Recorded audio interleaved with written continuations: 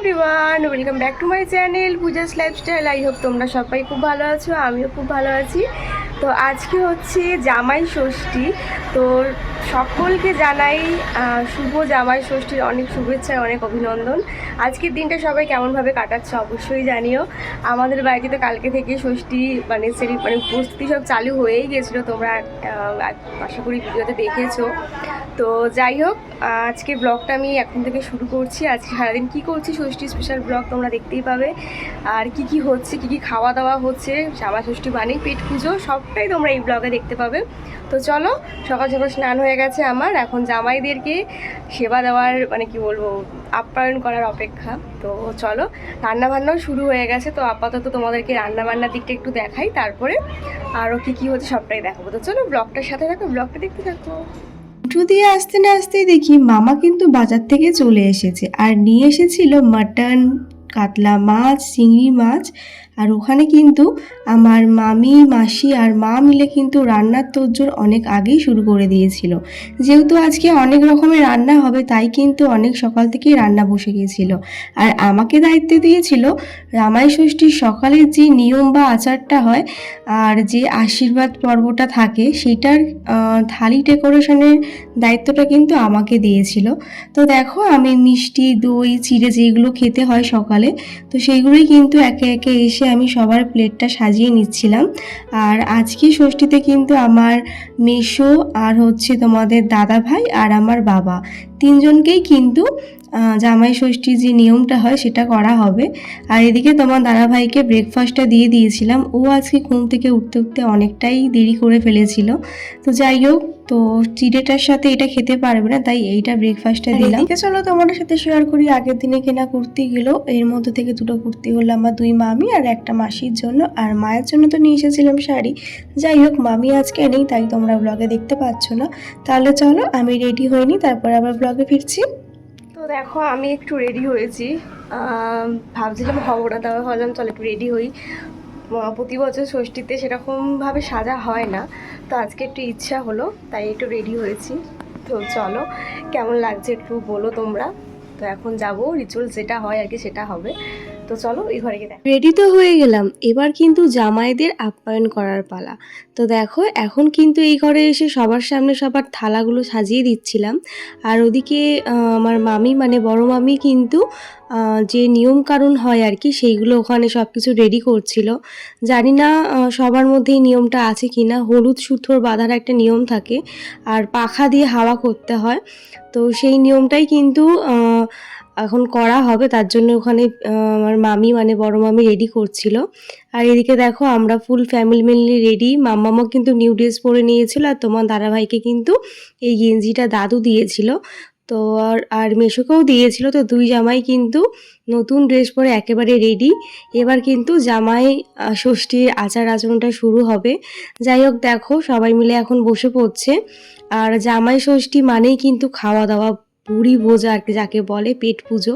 তো দেখো, প্রথমে কিন্তু আমার মামি এখন সবাইকে যে নিয়মটা থাকে জামাই ষষ্ঠী সেটা করে নিচ্ছে। দইয়ের ফোঁটা দিতে হয়, সেটা দিয়ে তারপরে হচ্ছে হাতে হলুদ সুতো বেঁধে দিতে হয়। আর মা কিন্তু সকালেই মন্দির থেকে পুজো দিয়ে এনেছিল এই হলুদ সুতোটা। আর যা যা নিয়ম থাকে আমি এক্স্যাক্টলি সব নিয়মটা জানি না। আর পাখা দিয়ে হাওয়া করতে হয় জামাই দিয়ে, তো সেটাই করছিল আমার বড় মামি, দেখতেই পাচ্ছ। আর মামাম কিন্তু সব রিচুয়ালসগুলো বসে বসে দেখছিল। তো এবার পালা আসলো হচ্ছে তোমাদের দাদা ভাইয়ের। তো দেখো, এবার তোমার দাদাভাইকে আমার মা সুতোটা বেঁধে দিচ্ছে, যেহেতু আমার মা শাশুড়ি মা, মামিও সম্পর্কে শাশুড়ি হয়, তবুও শাশুড়ি মাকে বেঁধে দিতে হয়। আর দেখো, মা হাওয়াও দিয়ে দিল পাখার। আর ওদিকে মামাম তো হাত বাড়িয়ে আছে, ওকেও ওর হাতেও বেঁধে দিতে হবে। মানে যা ওর পাপার সাথে করছে ওর সাথেও সেটা করতে হবে। তো দেখো, পিসি যেহেতু তোমার দাদাভাইয়ের কপালে টিপ দিয়েছে, তাই ওর কপালেও দিতে হবে। তো দেখো, তারপরে আমার বাবাকে হচ্ছে মাসি বেঁধে দিচ্ছিল এই সুতোটা, যেহেতু দিদা বেছেনি, দিদা থাকলে দিদাই এই নিয়মগুলো করতো। তো যাই হোক, এরপরে কিন্তু খাওয়া দাওয়ার পালা। তো দেখো তোমার দাদাভাই আমাকে ডাকলো, বললো শুধু তো জামাই ষষ্ঠী জামাইয়ের আপ্যায়ন হয় তা তো নয়, মেয়েদেরও থাকে। তো যাই হোক আমরা বসি না, আমাদের প্রতি বছর টাইম হয় না, তাই তোমার দাদাভাই কিন্তু তোমার দাদাভাই প্লেট থেকেই আমাকে একটু খাইয়ে দিল। আর মামাম তো একটা লিচি নিয়ে বসেছিল, ওটাই খাচ্ছিল। আর ওইদিকে দেখো মাসিও বসে পড়েছিল মেশোর পাশে। তো আমরা ভালো মতনই জামাই ষষ্ঠীর রিচুয়ালসটা পালন করলাম। এবার কিন্তু দুপুরে রান্না বান্নার পালা। অনেক তাড়াহুড়োতে ছিলাম, জানি মানে সত্যি ভাবতে পারিনি যে আজকে এই রিচুয়ালসগুলো এত সুন্দরভাবে করতে পারবো বা এত সুন্দরভাবে ক্যামেরাতে ক্যাপচার করতে পারবো। যাই হোক সব মিলিয়ে হয়েছে, বেশ সুন্দর একটা সময় কাটিয়েছি, যদিও ব্লগটা আপলোড করতে তোমার সাথে একটু লেট হয়ে গেল।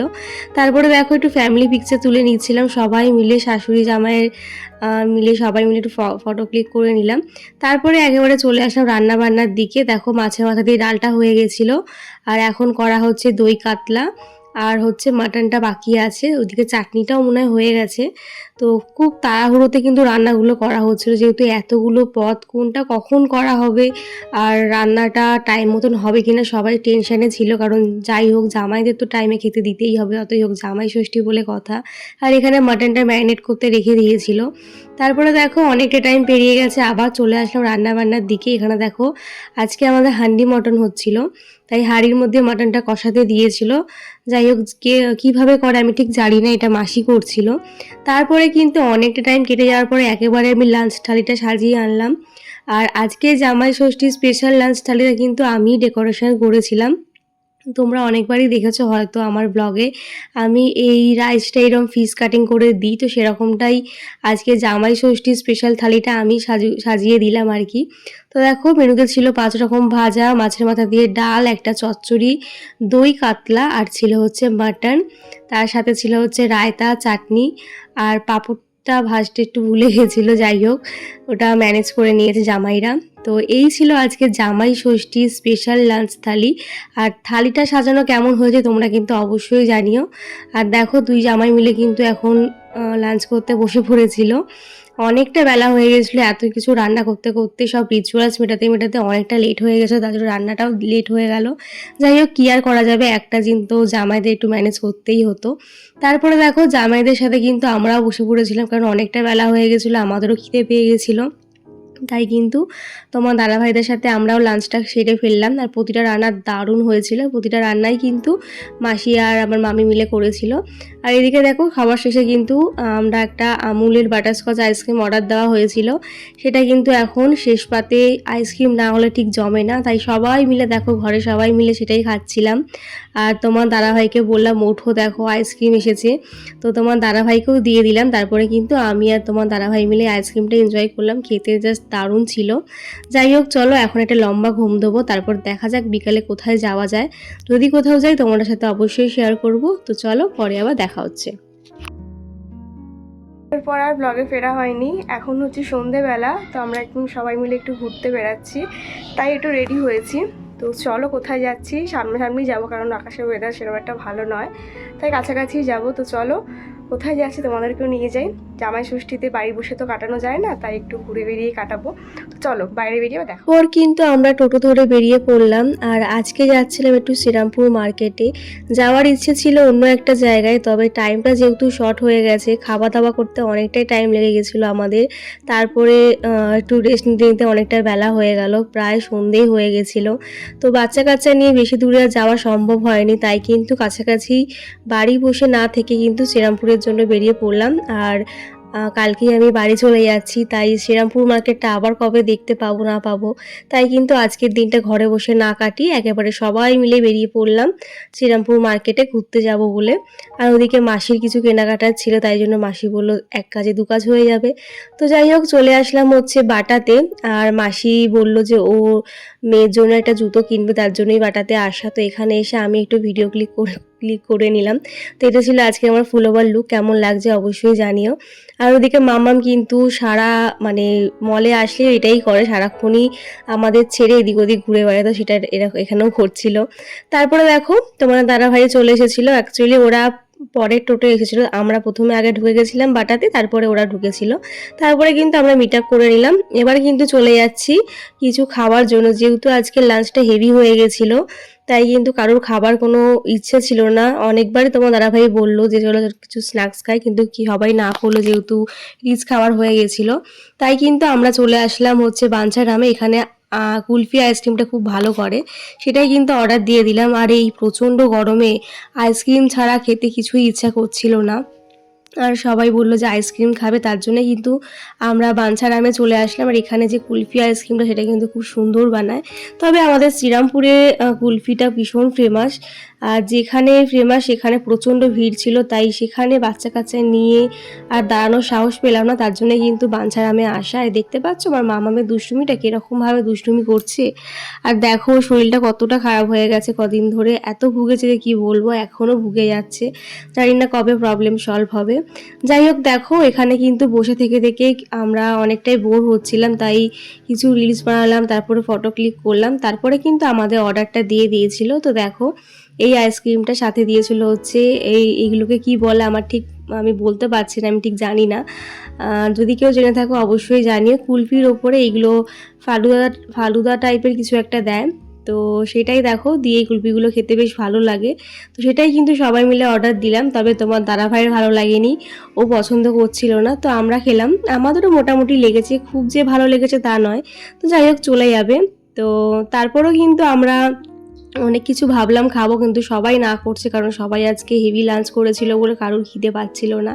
তারপরে আবার চলে যাচ্ছিলাম আর একটা জুতো শপে, কারণ মাসির বাটা থেকে জুতো পছন্দ হয়নি, তাই কিন্তু চলে আসলাম সিলেদার্সে। আর এখানে এসে মাসি বললো মাসির কিছু শপিং করার ছিল, দাদুর জন্য কিছু নেওয়ার ছিল, তাই কিন্তু আসা। তো সবাই মিলে চলে আসলাম সিলেদার্সে। আর বহু যুগ পর আজকে আমি সিলেদার্সে যাচ্ছি। আর আমাদের শ্রীরামপুরের সিলেদার্সটা কিন্তু অনেক বড়, আর এখানে জুতোর প্রচুর ভ্যারাইটি, মানে কোনটা ছেড়ে কোনটা দেখবে, দেখতেই পাচ্ছ কত বড়। আর আমাদের নৈহাটির সিলেদার্সটা অনেকটাই ছোট, তাই আমার ঠিক পছন্দ হয় না ওখানে কালেকশানও সেটাও আমার একটা ভালো নয়। তবে আমাদের শ্রীরামপুরে কিন্তু প্রচুর কালেকশান, অনেক বড়, দেখতেই পাচ্ছ। যাই হোক, এখান থেকে কিন্তু মাসি ওর মেয়ের জন্য জুতো নিল, তারপর আরও কিছু কেনাকাটার ছিল সেগুলোও নিল। আর এর মাঝে কিন্তু আমি আর তোমার দাদাভাই মিলে কিন্তু একটু বেরিয়েছিলাম, আমার একটা কুর্তি কেনার ছিল সেটাও কিনলাম। মামামকে রেখেই গিয়েছিলাম, যেহেতু বাইরে ওকে নিয়ে শপিং করাটা ভীষণ টাফ ব্যাপার, প্রচণ্ড গরম পড়েছিল। তারপরে আমি চলে আসলাম একটু সিলেদার্সের হ্যান্ড ব্যাগগুলো দেখবো বলে। এখানে কিন্তু খুব সুন্দর সুন্দর কালেকশন ছিল, তবে দামটা আমার একটু বেশি মনে হচ্ছিল। তবে দামটা বেশি হলে কি হবে, এখানকার জিনিস কিন্তু প্রচুর টেকসই হয়। যাই হোক, এখন নিলাম না কিছু, সামনেই পুজো আসছে, তো দেখা যাক নেক্সট বার যখন আসবো তখন নেব। তো পছন্দ হয়েছে একটা, তো দাদাভাইকে বললাম পরে কিনবো। তবে প্রচুর ভালো ভালো ভ্যারাইটি ছিল, যদি কেউ আসতে চাও অবশ্যই চেক আউট করতে পারো, খুব ভালো ভালো কালেকশন ছিল। আর আমার তো খুব পছন্দ হয়েছে, প্রতিটা ব্যাগের ডিজাইন কিন্তু ইউনিক ছিল। যাই হোক, এই ব্যাগটা খুব ভালো ছিল, ব্ল্যাকের উপরে, আর একদমই লাইট ওয়েটের। তারপরে কিন্তু আমরা বেরিয়ে পড়ছি বাড়ি যাওয়ার জন্য, কারণ অনেকটাই রাত্রি হয়ে গেছিলো। আর এরপরে কিন্তু আমার কোনো ব্লগ শ্যুট করা হয়নি। তো আজকে জামাই ষষ্ঠীর ব্লগটা আমি এখানেই শেষ করলাম। তোমাদের কেমন লাগলো অবশ্যই জানিও, ভালো লাগলে লাইক কমেন্ট শেয়ার করে দিও। আর চ্যানেলটা যারা এখনও সাবস্ক্রাইব করোনি প্লিজ সাবস্ক্রাইব করে দিও। তাহলে চলো আজকের মতন টাটা, দেখা হচ্ছে নেক্সট ভিডিওতে। বাই সবাইকে, সবাই খুব ভালো থেকো অ্যান্ড সুস্থ থেকো।